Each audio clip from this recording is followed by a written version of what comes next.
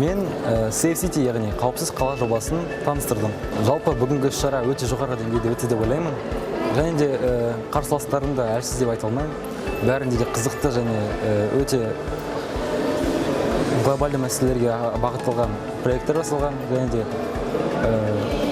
спорттық роботтарды жоғары деңгей көрсетіп жатыр. Менің ойымша біз әлемдік деңгейге енді көтеріліп жатырмыз.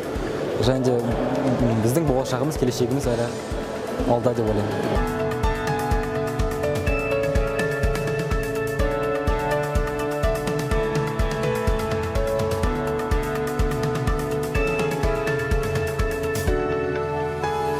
Сегодня в Назарбаев интеллектуальной школе города Кокшетау прошли региональные соревнования по робототехнике.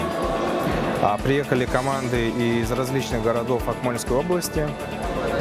Они показывают отличные результаты, достойный уровень.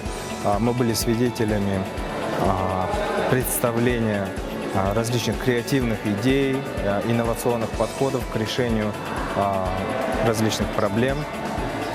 С каждым годом данное мероприятие охватывает больше команд, и мы видим более конкурентную борьбу между участниками. Робототехника в нашем регионе развивается бурными темпами.